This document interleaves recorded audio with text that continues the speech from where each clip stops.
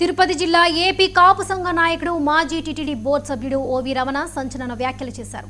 జగన్ అధికారంలోకి రాకముందు రాష్ట్రంలో కాపు కులం స్థితి బాగుండేదని, కానీ జగన్ సీఎం అయిన తర్వాత కాపు సామాజికంగా పూర్తిగా విచ్ఛిన్నమైందని ఆయన ఆరోపించారు. కాపు జాతికి రాష్ట్రంలో సిగ్గు పౌరుషం లేకుండా చేశారని విమర్శించిన ఆయన కాపులకు రాజకీయ అధికారంలో సముచిత భాగస్వామ్యం రావాలని డిమాండ్ చేశారు. కాపు నాయకుడు సీఎం కావాలని తన ఆకాంక్షని వ్యక్తం చేశారు. ఈ దేశంలో ఇప్పటి వరకు అహంకారంతో పరిపాలించిన ఏ పార్టీ కానీ ఏ నాయకుడు కానీ బాగుపడిన సందర్భాలు లేవు, ఉండవు కూడా. ఇది మొదటితోనే నేను ఎందుకు చెప్తున్నానంటే,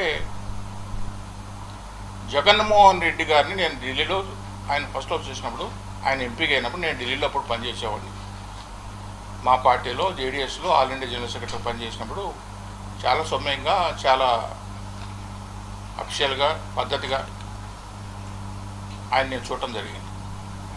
తర్వాత ఆ పార్టీలో చేరిన తర్వాత కూడా ఆ పార్టీలో దాదాపు 2 సంవత్సరాల పాటు ఆ పార్టీ కార్యక్రమాల్లో నేను ముఖ్యంగా ఉన్నందువల్ల ఆయన వ్యక్తిగతము, ఆయన మాట్లాడే విధానం చూసి నేను కూడా ఒక మంచి నాయకుడు అవుతాడు, ఎదుగుతాడని చెప్పి అనుకున్నాను. ఎప్పుడైతే అధికారం వచ్చిందో ఒక రాక్షస మూక పాయింట్ చుట్టూ చేరి 5 ఏళ్ళు ఎటువంటి రాక్షస పాలన జరిగిందో మనం అందరం చూసాం. ఎందుకంటున్నాను రాక్షస పాలన అంటే, నాకు తెలిసి జగన్మోహన్ రెడ్డి వ్యక్తిగతంగా అటువంటి అభిప్రాయాలు, అటువంటి కక్ష సాధింపులు ఉంటాయి అని నేనైతే అనుకోలేదు.